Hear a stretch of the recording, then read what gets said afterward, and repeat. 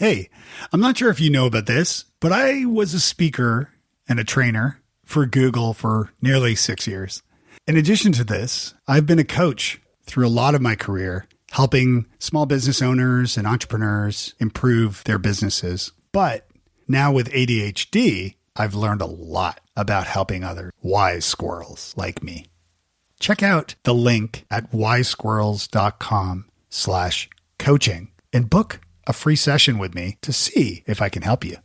I have a feeling I can.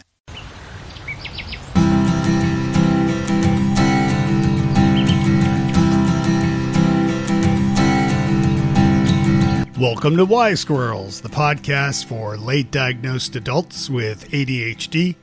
I'm your host, Dave Delaney. It's ADHD Awareness Month, and we want to take the time to raise awareness while learning more about attention deficit hyperactivity disorder and how it affects you, your family, and your neighbors.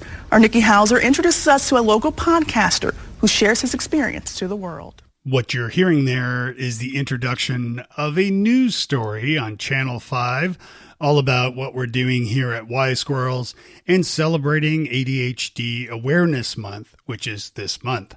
Thank you to Nikki and to her team at News Channel 5 in Nashville for covering a story about wise squirrels. And you can watch that full story and the interview over at wisesquirrels.com. We have a brand new Patreon subscriber.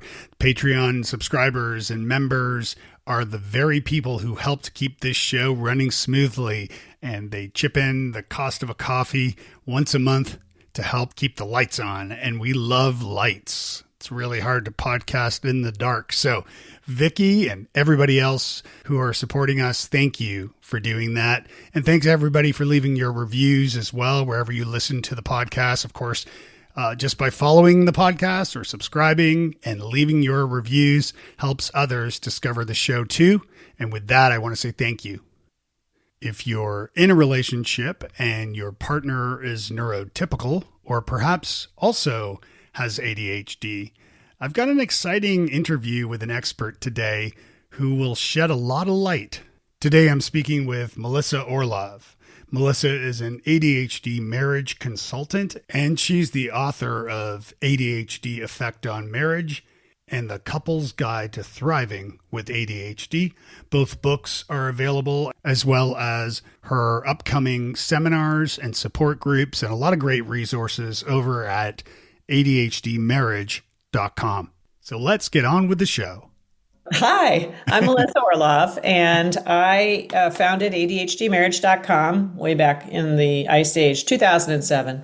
And I work with couples and committed relationships, including people who are married, about how to integrate their knowledge about ADHD and also responses to ADHD and how they are together. And I have written a couple of award-winning books on the topic, including The ADHD Effect on Marriage. And I give seminars, and I have support groups, and I have a consulting group that works with couples. So I'm pretty active in providing the support that couples need. That's great. Well, I am absolutely thrilled to have you on.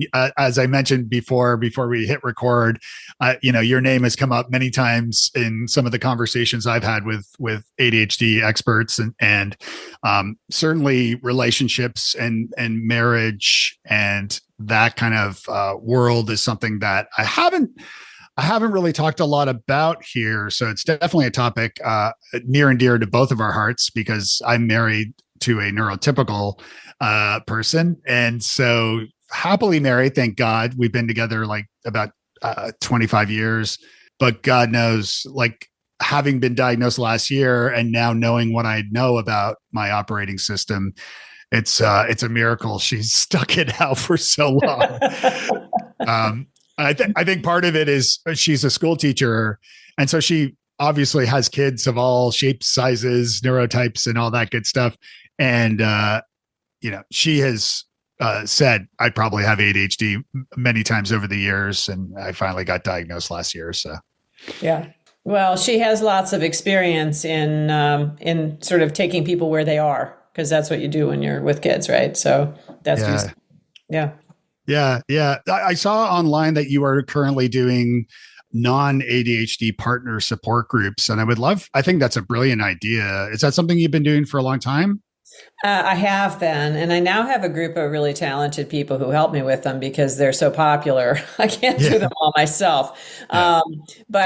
Yeah, because there are a fair number of ADHD partner support groups out there, but not really anything for the non-ADHD partners. And I do actually have one for ADHD partners, and I probably will add some couples groups as well going into the future. But at the moment, we do the nuns, and it's 10 people per group. So they get a chance to really find out, oh, wait, they're not alone. They thought they were. And there are a lot of other people having the same issues, which is pretty common because one of the things I talk about in my work is the patterns that these couples tend to go through. And one of those patterns you talked about in some of your webinars that I've watched and some of the training that you've provided is, and correct me what the answer here, but it's something to the word, but it's something to do with that it's like a parent-child relationship where the neurotypical parent neurotypical spouse partner takes on this parent role. And unfortunately, the wise squirrel, in my case, takes on the child role. And that when I heard you talking about that certainly rang true to some of our experiences. You want to talk a little bit about that? Well, so I call it parent-child dynamics because it's two people. So, one of the mistakes to make is to say, oh, well, the person who's got the ADHD label is somehow responsible for all this stuff. And that's not actually the case.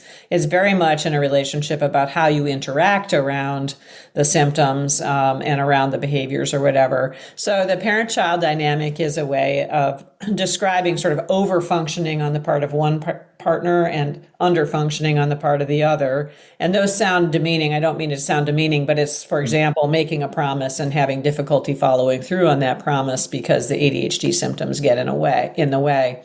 And actually, there's some gender bias in this as well.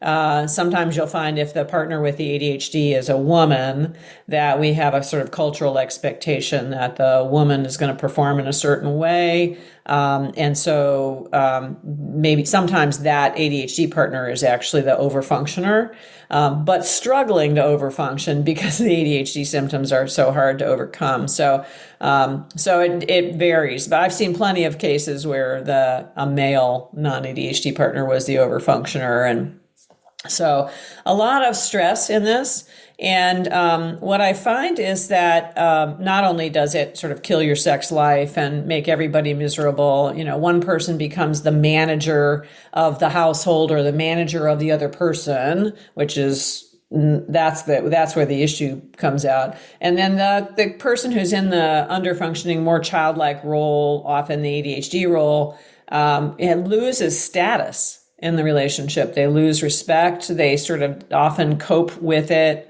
by going and hiding or not bringing up things, or becoming very resentful or becoming quite defiant or whatever. So it's a really difficult pattern. And I see it by the time people find a consultant or a counselor to work with, 99% of the couples that we see have this dynamic going on for them. You spoke a little bit about sex life and being romantic that way. Does this come into play with those challenges? Well, your sex life is kind of like the canary in the mine, right? So if things are going south, the sex life typically goes south is one of the first things, actually, if there's any sort of buildup of resentment or people are not feeling safe or able to be vulnerable or any of that, then their intimacy breaks down. And I think in the parent-child dynamic, part of the reason I call it that is because it's unsexy, right? And so that status imbalance means that it's really hard to want to engage intimately with your partner, even things as basic as basic touch or holding hands or, smiling at each other while you're walking through the woods or whatever your idea of romance is. Even those things can become really hard. What are some of the ideas, maybe some strategies for each participant in a relationship being, that parent child or neurotypical neurodiverse person, what are some challenges each can do to overcome not just sexual problems, but like whatever romantic problems, relational problems, communication problems? Like, what are some of the strategies for, let's say, neurotypical people first? Okay. So the very, very first thing for both partners is just to become aware that it is a thing and that it is a pattern that's really, really common. It's not that the two of them are bad people or anything like that. This is what happens. You have these symptoms, and the symptoms interfere with the performance. They make the relationship more chaotic. And then that interfering with the performance then leads the other partner sort of naturally, sort of the human response to that is to try to take more control and make things happen in a more orderly way. So that's actually how it starts to develop. And so for the neurotypical person, once they're aware, both partners are aware that this is here, and they say, yes, I want to fix this, they need to start taking a look at what's really important that they want to hang on to and what's less important to them, and where are their values and their actions aligned. So for example, if you hold the value of respect really highly, then if you are chasing a person to do things, nagging a person, belittling a person because they haven't done something or whatever, you probably need to reassess. And so that's sort of how I try to move non-ADHD partners away from a parenting mode.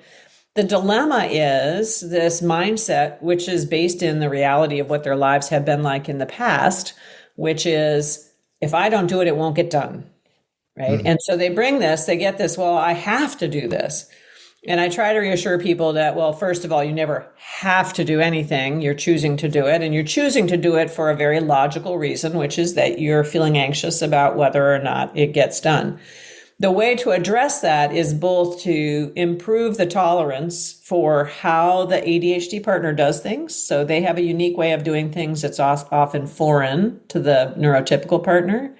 But also to help the ADHD partner improve their management of their ADHD, improve their executive functioning skills, improve their ability to communicate and be transparent about what they are and are not doing it as they do it, and et cetera. So you attack the parent-child dynamics from both directions, from the neurotypical person learning where to let go and where not to let go, how to address the feelings of anxiety that all this brings up, and the person with the ADHD learning how to improve their performance and improve their status in the relationship. So stepping up by managing the ADHD better.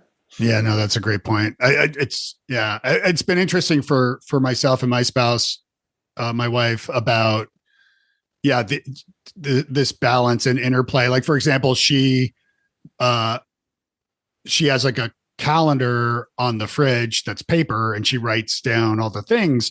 And for the longest time, and because I'm kind of digitally minded, although I'm all about analog too, I created a Google Calendar, and I'm like, can you just please add the things to the Google Calendar?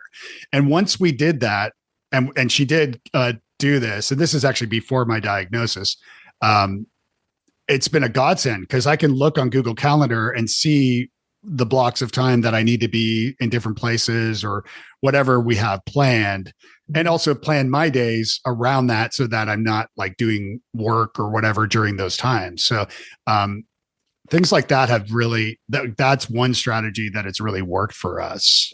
Even I almost say it's in a coping mechanism kind of way, or a strategy because I didn't know I had ADHD, but I knew this is the way it's going to work better for us. Have you run into things like that or other strategies? And it sounds to me as if part of the reason that might work for you, and tell me if I'm wrong, is that you have your Google Calendar with you all the time. So in the present moment, at the instant you go, oh, I wonder what I'm doing, you can pull up your phone, versus go find the refrigerator. I mean, you might be out in your car, right? Yeah.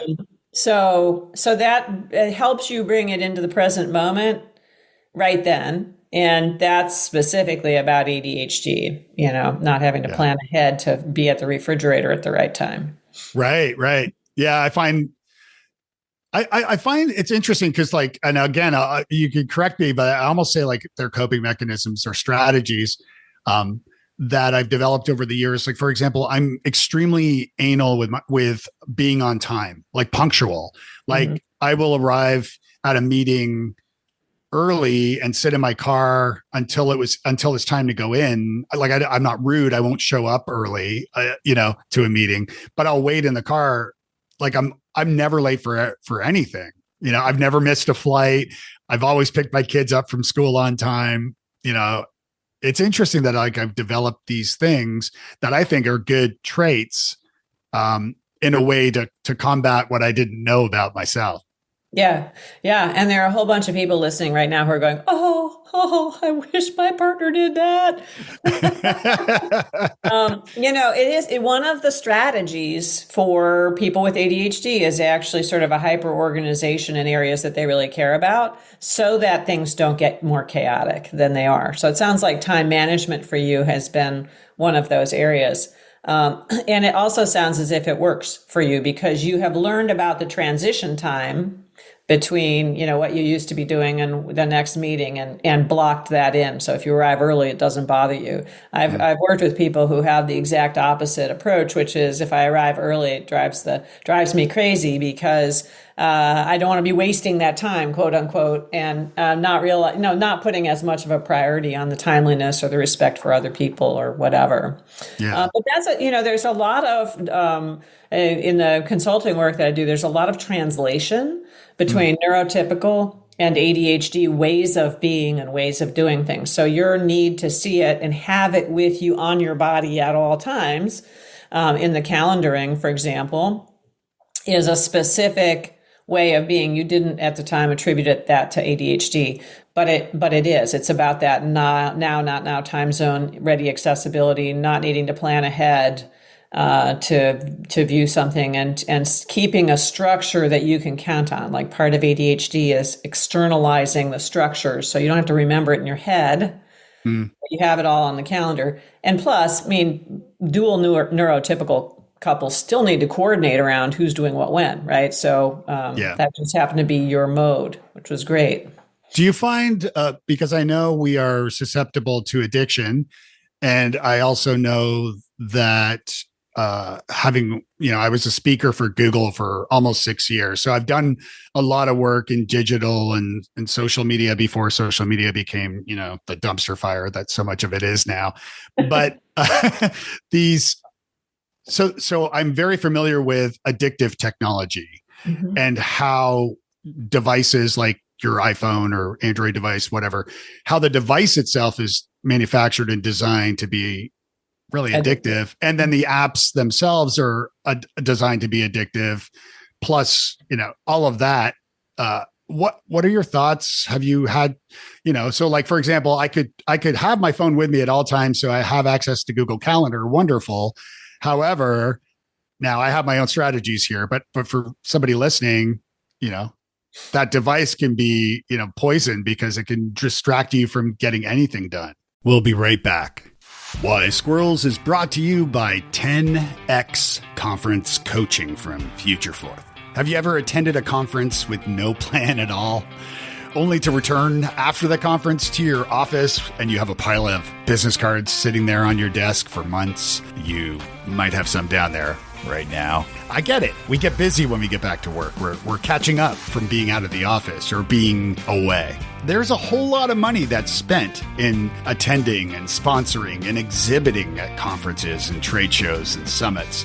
If you want to maximize the return on your investment of your next conference, check out 10X Conference Coaching. Stop wasting your money by learning everything you need to know before, during, and after your next big event. It's 10X Conference Coaching from Future Forth and Wise Squirrels. Get your first free session today at 10xcc.com. That's the number 10xcc.com.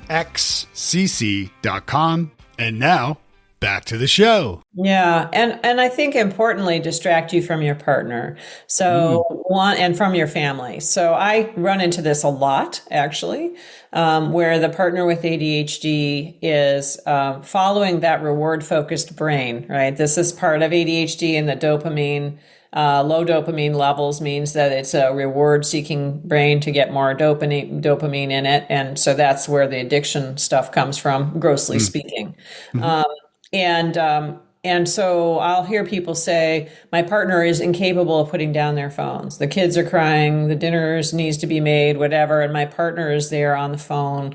And that feels very rewarding. And it's also, if you think about ADHD in these two time zones, now and everything else, which is not now, in the now, it's very rewarding, and you're there. You're not in the kitchen or at the dining table or whatever. You are, in the now. It's a really tough problem to solve if the ADHD partner isn't willing to take into account the fact that this isn't just because this is a fun thing or good thing to do. It's also because of how their brain actually functions. Like, they have to actually fight their brain in the same way that you might fight time management issues or other things, to fight the brain about the phone addiction in particular, but also sometimes computer stuff, and structure it the same way you structure like your calendaring, right? You have a structure around that you've set up that works. And some of those structures are things like when you come home, there's a 3-hour window where the phone is in the drawer or something like that, so that you can connect. And this is made harder because distraction is the number one symptom of adult ADHD. So it means that these relationships tend to suffer from the fact that the ADHD partner can be very distracted, i.e. not paying attention to their partner and or family members.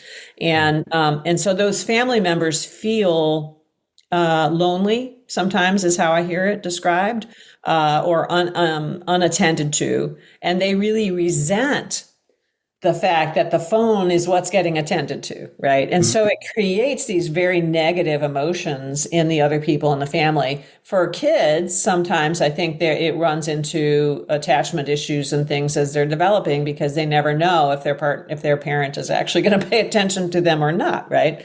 Yeah. So it becomes a huge area of turmoil. But I think that you can take times of the day where you literally lock it away from yourself or whatever. You have to be willing to create that kind of a structure. It's a little bit like managing a kid's video time or something. Not that I'm saying that adults with ADHD are kids, but that it's a management structure of how do you connect. Yeah. And it's similar to addiction, like alcohol or something like that, where, you have to want to stop, right? Like the person, regardless of their neurotype, but the person that is addicted to whatever the substance might be, has to be willing to take the steps for themselves to stop. Right. So, so in a sense, like the phone is a similar sort of thing where it's like, to your point, like lock it up for 3 hours in the evening. I use an application that actually has a built-in VPN that locks me out of certain apps during periods of the day when I'm working or in the evening or whatever. So that, if I go on LinkedIn or Facebook or Reddit or whatever, it says, no, you can't go here. Okay, which app is that? It's called Freedom. Okay. I'll include a link to it. I actually have a link to it in the resources section on my website too, on Wise Squirrels. And I interviewed the founder of. I've been using it for years, and I interviewed the founder on my previous podcast. And definitely kindred spirits on a lot of that stuff. But so there's another part to this as well. Which just, this issue of not being able to attend to your partners, it's a complicated thing because, again, interactions between partners are what make these family relationships go. if your partner is willing to put down their phone for 3 hours a day, it behooves you to show appreciation and acknowledgement of that, because it's a huge effort, and that acknowledgement is a reward of its own. So replace one reward with another. But also think very carefully about, what do you want to accomplish in those 3 hours a day? Do you want to spend that time connecting? Do you want to spend that time getting tasks done? Do you want to spend that time talking? What is it that you want to do? And focus in on the things that are most important to you, because we never get everything that we want out of life or out of the number of hours we have in a day or whatever. Don't waste that 3 hours a day. And if it were me and my priorities, don't waste that talking about how the toilets needed to get cleaned last week and they didn't get cleaned, right? Right. Yeah. Yeah. It's not going to feel rewarding enough, nor is it going to get you where you want to be in your relationship either. Yeah. And don't sit for 3 hours and watch Netflix. Yeah, I mean, you could if that's your chosen activity, but probably not if you've got an active family. I mean, that's a judgment call. I don't get to decide whether somebody decides that the way they want to connect is around Netflix, but it isn't. That's a parallel activity, right? Somebody is feeding you stuff versus interacting with each other and being, creating a connection. Yeah. So, you have to sort of think about these things, particularly if you have kids. How long have you been focused, like your practice, and how long have you been focused on couples? The whole time. So the whole time. I personally only do couples personally, and that's always been the case since 2007. Yeah. I now have this consulting group. I have 21 people in the consulting group that are affiliated with me and train with me. And some number of them do individuals. I've got coaches that, for example, work on executive function stuff for ADHD people. I've got people who specialize in working with non-ADHD people. And these are coaches and counselors and whatever. So, but I personally have only done the couple stuff. I find it fascinating, and I seem to have a sort of a natural ability to balance out the needs of both people. I don't know why, but there you go. Yeah. What were you doing? What brought you to 2007 and making that decision? What were you doing before that? Something completely different that wasn't relevant at all for what I do now. No, what brought it to me actually was that I had a partner who has ADHD, and my daughter has ADHD. And actually, when we first started together, like you, we didn't know that he had ADHD or has ADHD. So it was very front of mind, and we had learned a lot of stuff, and there weren't very many resources. So I just started blogging about it, and it took off. And that was sort of the beginning. And then everything got really confusing on the website because so many people were interested in it, and the information was sort of all over. So then I wrote a book. First book got reviewed by the New York Times, and that was sort of the end of being not unknown. Yeah, I mean that way. And you've got, I noticed like over 1,000 reviews of that book. I mean, my book came out in like 10 or 13 years ago, and I got like 45 reviews, which are good. That's great. But you have like over 1,000, which is incredible. And I mean, the book is awesome, and it's a great resource. You talk in the book about these 6, I'll say the title again, The ADHD Effect on Marriage, Understand and Rebuild Your Relationship in 6 Steps. And we talked a little bit about some of this stuff. The book came out in 2010, right? Yeah. Has something changed in those 6? And we can go through those 6 steps very quickly. I mean, I know it's understanding the ADHD effect, breaking the patterns of denial and anger, rebuilding the trust, setting boundaries and learning new skills, bringing the joy back to the relationship, and then seeking support. Yeah. What has changed? Well, so I did update, by the way, I did update it in 2020 as sort of 10-year anniversary, because there were some things, but it's interesting. The patterns and some of the advice around the patterns and stuff are quite evergreen, and also sort of scarily predictable. because it's, a set of known symptoms and then a set of human responses to the symptoms and the conflict that comes around those two things. And the symptoms don't change and the responses are based in human nature. So they don't change much either. So much of what has changed is really the understanding of how to manage it and treat ADHD, as well as, more research is out on what works and what doesn't work in that front. And I think I've become personally a whole lot more interested in boundaries work and sort of where you draw your own sources of strength and your own motivation for your own behavior. Because the parent-child dynamic the parenting in particular has so many conundrums in it and it's such a difficult thing. You can't just say to somebody, well, care less about X, because that just doesn't cut it.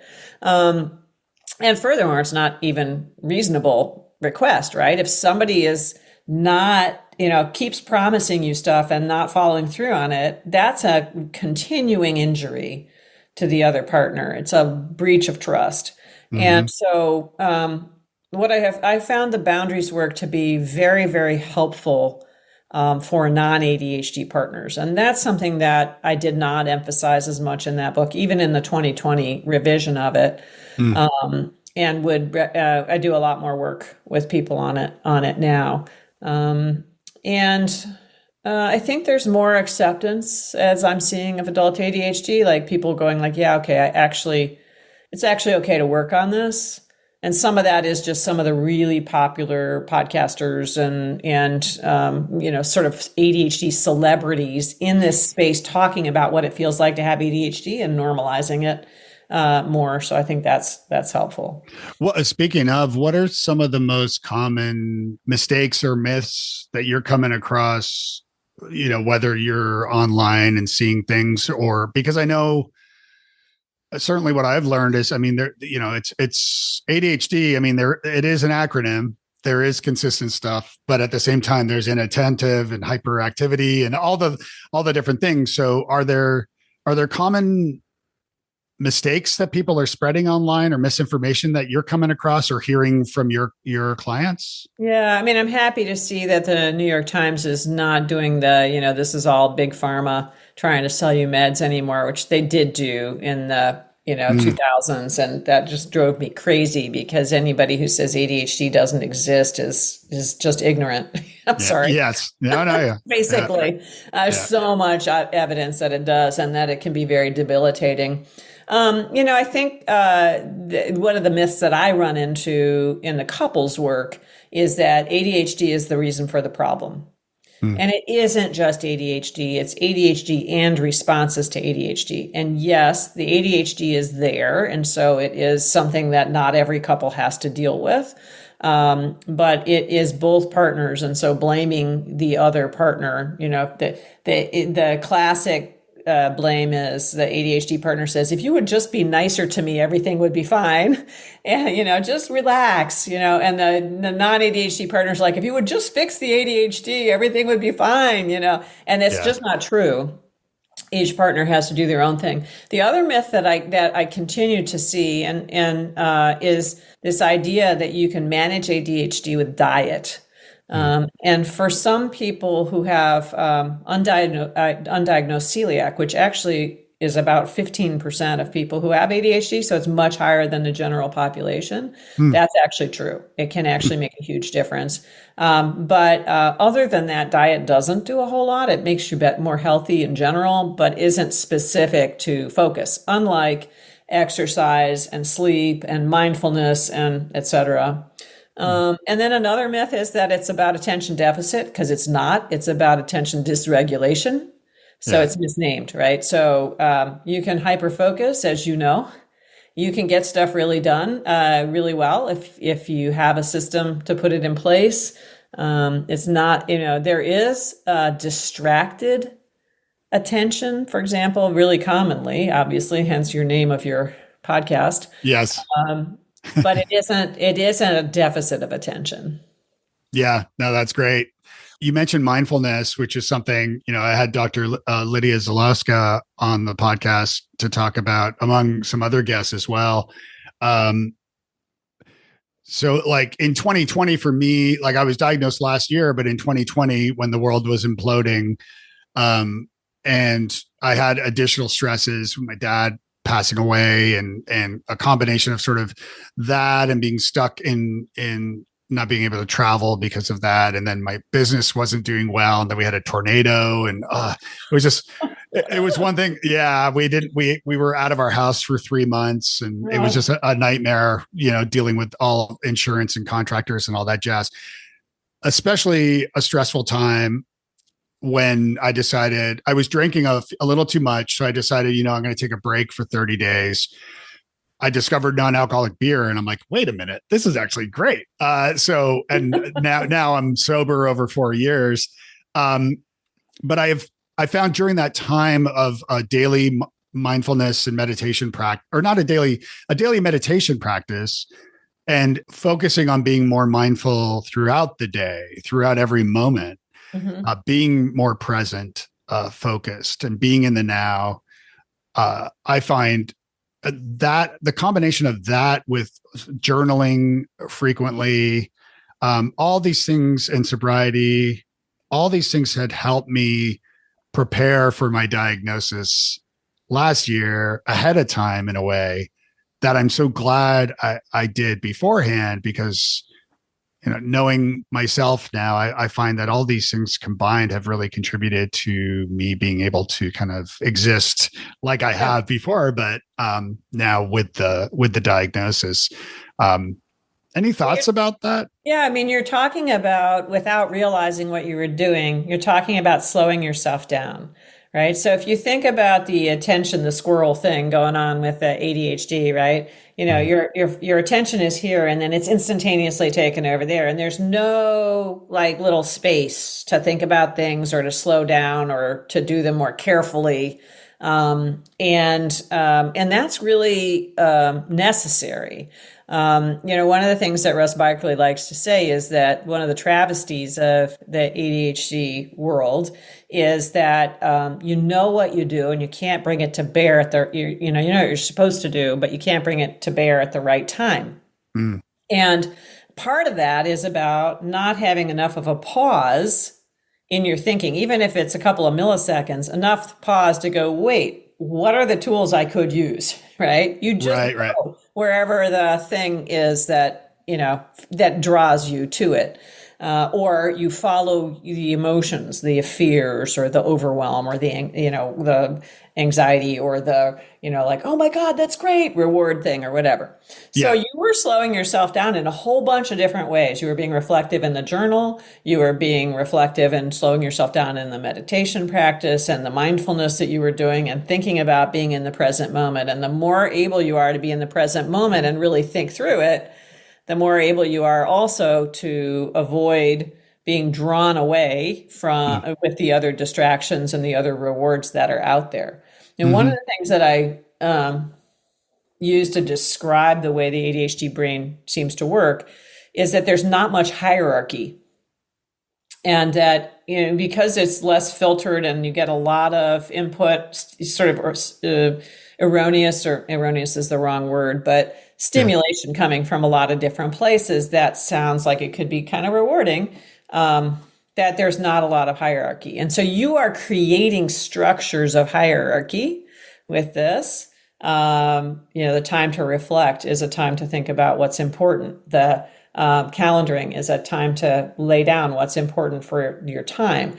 The mindfulness is a time to notice what's important in the real world.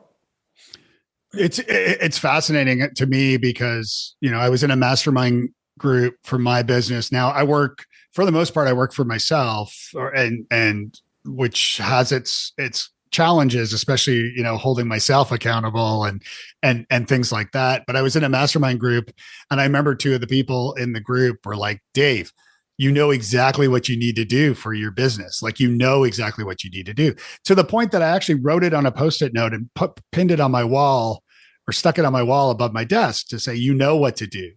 But this was before I was diagnosed. And now I realize, even when I know what to do, why I still don't do it. I was going to ask you because the first thing that comes to my mind with what I do is, so what's getting in your way? Mm. Hmm. No, seriously, I'm asking you that question. Yeah. What's in your way? Yeah. I think for me, it's a combination, or maybe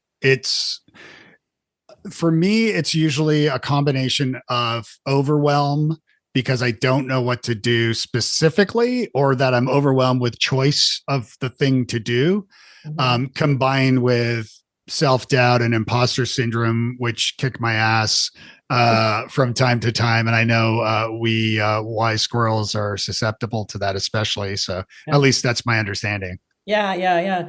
Well, so that's an interesting sort of disentangling the larger direction from the specific small tasks, right? And there's an Mm, executive function thing going on there, which has to do with breaking things down and visualizing the future. Like if I do this, the outcome would be that, or the next step would be this, or whatever. And mm. that can easily feel overwhelmed. But it's good that you're able to identify it, right? Yeah, Because in theory, one of the things, maybe I'm making this up on the spot here, sure. you could do is something like a brainstorming session with yourself. Like, what are the 1,000 things or the 100 things that I think I might do here? And you start writing them down on like note cards or something, and then move them around to group them. Like, okay, actually, these guys seem to have the most potential here, and these guys I can do later. And maybe you Yes. can break the log jam for yourself. I don't know. I think that's brilliant. And actually, we normally don't record with Zoom, but because you can see me, um, I actually just did that. There we go. So so it's perfect that you said that, because yeah. So, and it's actually something I'm helping a client with right now as well, because what I find is that, to your point, by like, it's sort of three parts. It's like setting like the big things, like, it's what are the big things I need to do for this project? Let's say there's 5 or 10 or whatever, brainstorming what those big things are to accomplish, and then setting a date of like, like when I need to have these big things finished in order to get to the whatever the finish line is. But then the third part is to break those big things down to small steps, and even put times on those small steps, so that I can, clearly understand what needs to be done and when it Right. needs to be Yeah. done by. Yeah, so you have a time management issue which you're continuing to address. But one of the things I really like about what you did with the yellow stickies is you can move that stuff around. Yes. Right? So it's easier than you can move stuff around online in documents and stuff as well, but it's really easy to visualize it if you've got note cards or stickies or whatever. And you can have 50 of them, it doesn't matter as long as you start grouping them in a way that makes sense to you and provides insight. All Mhm. right, you and I need to get back to couples here, though, so that I'm Yes. not just working on executive function stuff. Yeah. Yeah. Yeah. No, you're right. You're right. Good job. Bringing it, landing the plane, Dave. A Um, little redirect there. yeah. Yeah. Well played. Well played. So yeah, let's get back to couples. So, what advice do you have for partners who are struggling with, with a new fresh diagnosis of ADHD, and one of those people? Yeah, I mean, the fresh diagnosis stage is an interesting one from coupledom because you get a name for it. There's often great sense of relief, like, oh, this explains a lot, and that means there's some potential. And so that gets your hopes up. And then there's actually a fairly long path to actually starting to effectively manage the ADHD. So the first step is always building your knowledge around it. And I try to help people do that with the seminars and stuff that I have, but also then getting aligned with, how am I going to manage this, right? What are the steps I'm going to take? I have a free download of a treatment overview, like how do you think about treatment? I think about it in 3 legs. What are the elements of each one? What kinds of things would I do in that? That's one approach. There are many. So Mhm. pick a way to think about how am I going to manage the ADHD, and then set your expectations in a realistic way. I think sometimes it takes about a year after people have decided to engage with it to find whether they're going to take medications, and if so, which are the right ones, and are they going to work with a coach, and what are the target symptoms they're going to go after first, and how do they start to get in better alignment with their partners, and there's a lot there how to get educated. So that's one of the things. But I also encourage both partners to get knowledgeable enough so they open themselves up to the work that each partner needs to do.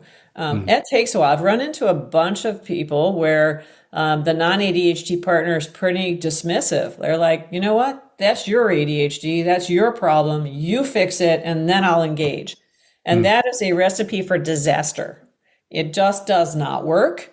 And it's all about feeling angry and resentful and not about it's not about boundaries, even though people say, yeah, no, that's not my stuff to take care of. It's actually about anger and resentment typically.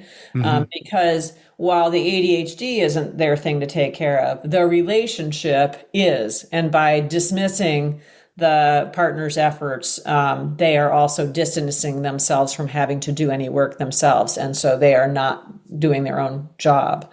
Yeah, it's interesting because I could see how if you've been in a relationship with the same person for, 10 plus years or something, and then you get diagnosed for the neurotypical person or the parent person, you haven't changed. You're the same person, but now you're diagnosed with ADHD and now you're going through treatment and whatever it is, trying to make sense of this all and communicate it well to your spouse so that they understand, or your partner, so that they understand that nothing has changed and everything has changed. Yeah, everything does change, but it changes for both people, right? I think that if you've been married for 20 years and you didn't know about the ADHD and you were struggling, which you and your wife may not have been, but if the answer is yes, you've been struggling, there are a whole bunch of patterns between you that are sort of these pursuit escape patterns or hiding patterns or aggression or whatever. You've both become kind of warped by the experience. People describe, non-ADHD partners in particular tend to describe things like, I feel like I have another child. I feel like I'm walking on eggshells all the time. And teasing apart where the most effective places of attack are can be really helped with professional help, or even just getting more knowledge. Like a ton of people take this seminar that I give, and it helps them get started at least to really understand what's going on. I'm not trying to, it's a great resource. Yeah, it is. Too, but it's great. So I think just being willing to become more humble and engage with it on both sides. It's a real threat for somebody with ADHD. It's scary in some ways to go like, am I going to be good enough? Am I going to be able to do this? Lots of people are saying, oh, you have ADHD. That means you can't do X, Y, or Z. That's not actually what it means. But it probably does mean you're going to be doing it differently from your partner, if your partner is neurotypical. So, how do you find your footing again, right? As I've started talking with other adults with ADHD for the podcast, but also just offline or in community groups and so forth, I've noticed something that, and I've heard about it anecdotally, that, well, typically, and again, anecdotally, I find that like ADHDers are always just like warm and wonderful, like really giving good people. But I also find that we tend to become really close friends and find community unknowingly, even with other ADHDers. And I'm curious, well, first of all, if there's anything behind that, but also in partnerships, do you find that spouses are both neurodiverse or both have ADHD often or seldom? So if you have 5% of the population, approximately 5 to 7, whatever it is, that has ADHD, right? Yeah. Statistically, there are fewer ADHD couples. Right. Just by the numbers. But there are plenty of them. It's an incremental struggle, both if you are a woman who has ADHD, which Kathleen Nadeau probably talked with you about. Yes. And also if you're in a dual ADHD partnership. On the one hand, you may have similar experiences, or your ADHD may present very differently. And so you think you're similar and you're not as similar as you thought. Yeah. But also you don't have somebody who has the sort of easy flowing executive function. And so many of the things that are really boring in life, like doing your taxes and stuff, are a struggle for both people to do. And Mm, so, or could be a struggle for both people to do. And so there are incremental issues that hmm those couples face on both of those counts. Yeah, but they exist. I mean, they tend, and there's often a person there, maybe gender based, who is still in the parenting role or the pushing role. I think of it sometimes like be this way, do it this way, do these things. And so you still have some of the parent-child dynamics and chore wars and other things, the other patterns that go on.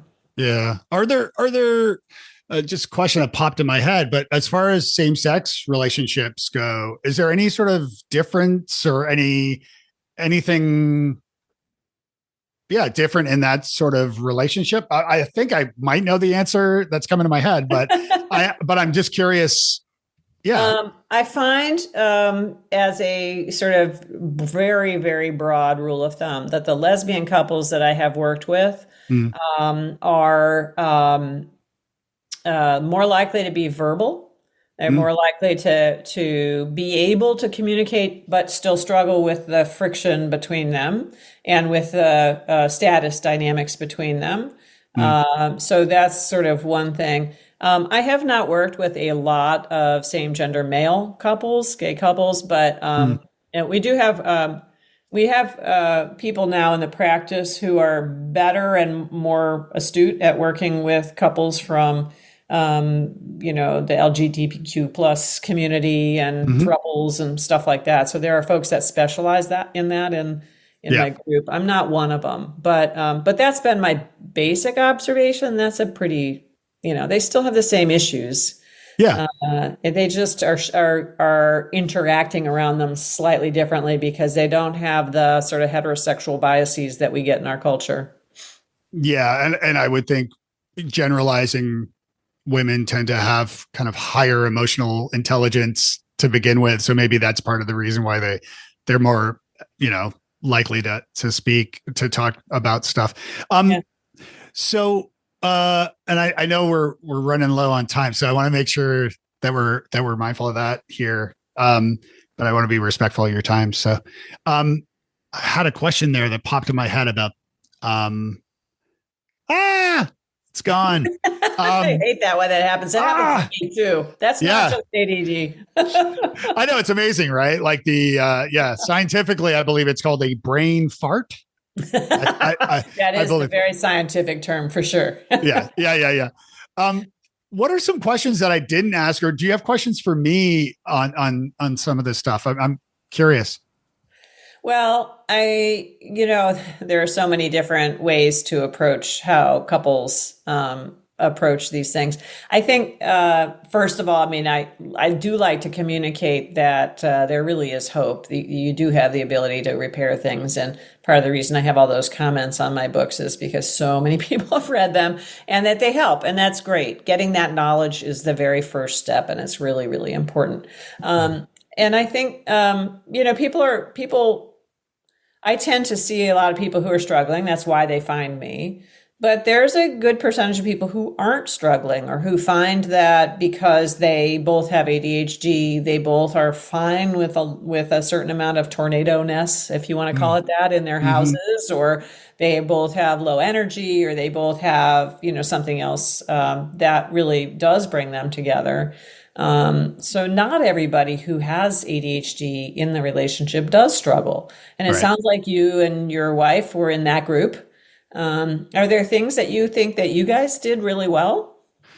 I think we've always been, I mean, we have struggles like every couple, I guess, but so it's not always like a walk in the park, but we've been together for so long. So, like, for example, we lived in Europe, we met in Ireland, and back then we had no money at all. So we didn't have any sort of financial expectations for one another. We worked odd jobs. We would save up enough money and then backpack into other places in Europe from Ireland, and we'd run out of money, and then we'd have to start find jobs to like, this is what happened when we went to Prague. We ran out of money in Prague and spent 4 or 5 months teaching English there to save up enough money to get back to Ireland. And so we've been through a lot together. And, you know, my dad was the one who said, like, and we've worked together. We worked at a restaurant together for a time. And my dad was like, giving me this advice, like, you know, you lived in a tent for 2 months in Italy. You've like run out of money in Prague. You've worked together. Like, God damn it, just propose to her already. and it was the worst proposal in the most romantic place. We were in Positano in the Amalfi Coast, gorgeous, and I talking to my dad, I held the phone apart, or I put my hand over the phone for a second. I said, hang on. Heather was sitting on a bench away.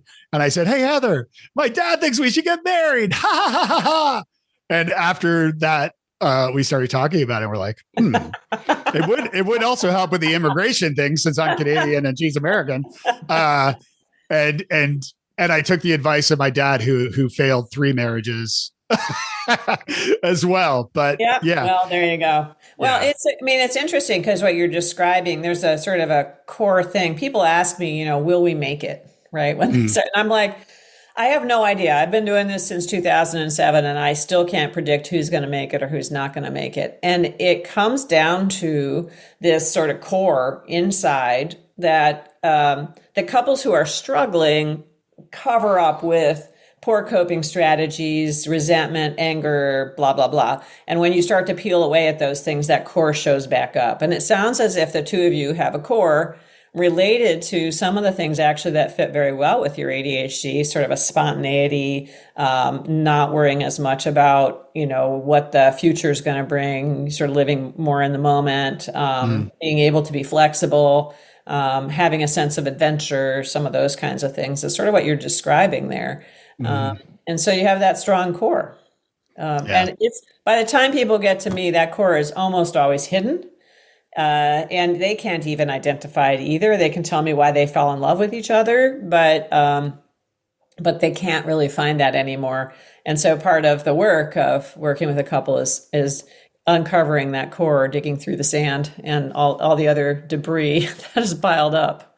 Do you find that it's the neurotypical person in the relationship that tends to need the most amount of work? And by work, I mean strategy, support, as opposed, because like I feel like if like I was diagnosed last year. Of course, I went all in on ADHD, and I've learned a lot through therapy. Hyper focus there, yeah. And yeah, go figure, right? Yeah, exactly. Yeah, the irony does not escape me. But I've learned so much. But so if you've been diagnosed as an adult and you've spent maybe a couple of years kind of learning about it, I'm curious if it's the neurotypical person that might need more. I'm not blaming anyone here, but I'm just saying. It varies couple to couple, and a lot of it depends upon the emotional volatility of the two people. So if you have an emotionally volatile relationship, you cannot work on that relationship until the emotions are calmed down somewhat. And so part of one of the core characteristics of ADHD for many people is emotional volatility, which when you're struggling often will turn into anger and other things.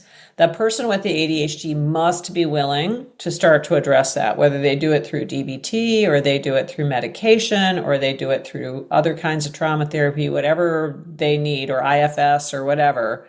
They have to be willing to do that. If they don't, they won't make it.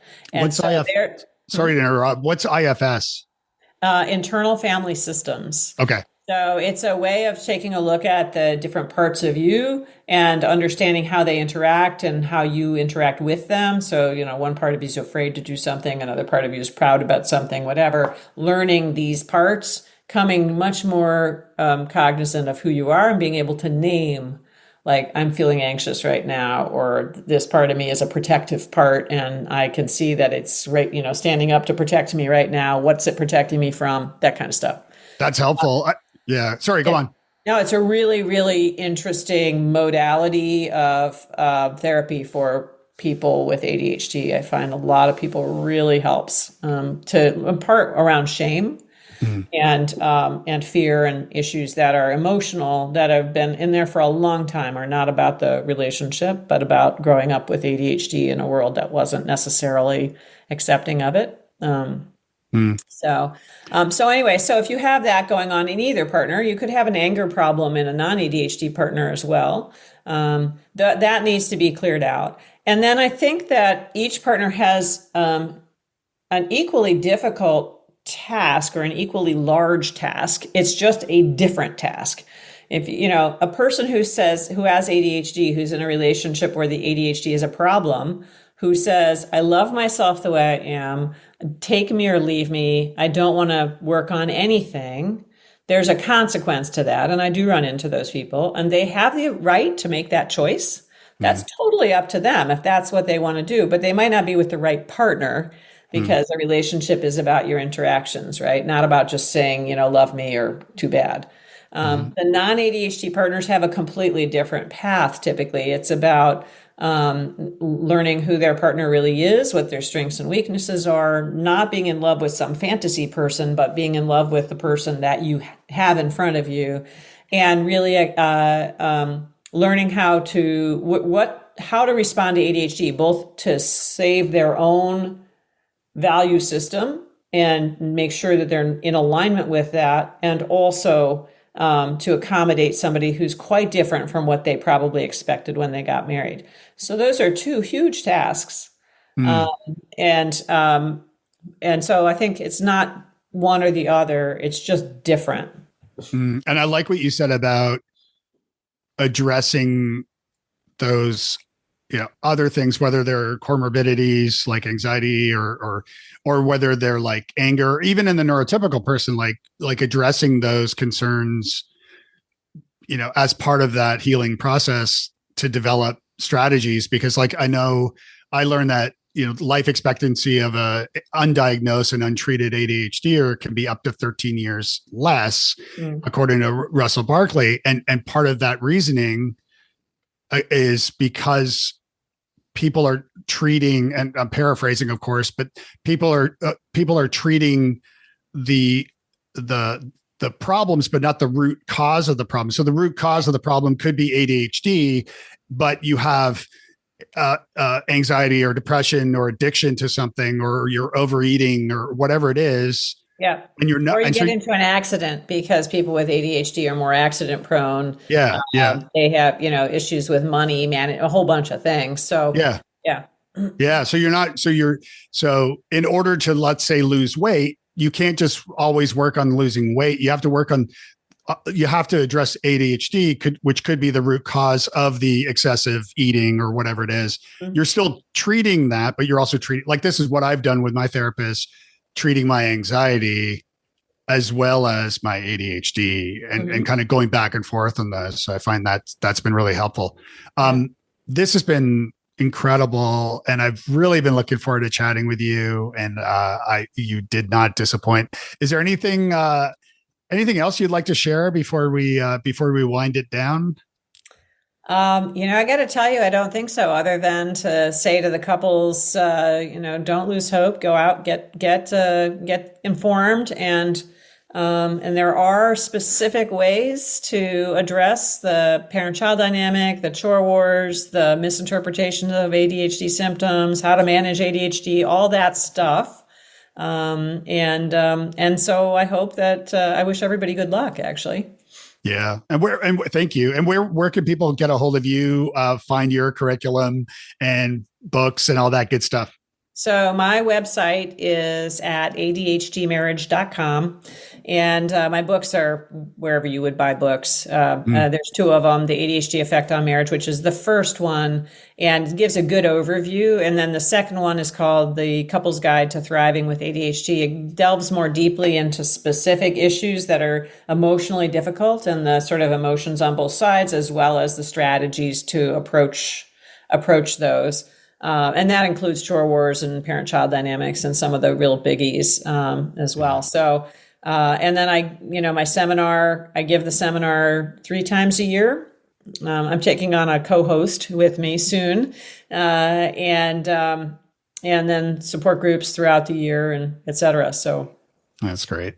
Awesome. Well, thank you so much. This has been fun. Yeah, thank you. Hey, if you liked what you heard today, would you do me a favor? Would you visit wisesquirrels.com/love?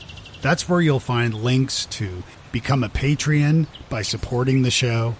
You can advertise on the show. You can also record an audio comment, question, or even email me a question that I can include in an upcoming episode. And you can even leave a little review to let me know how I'm doing. There's more there. wisesquirrels.com/love.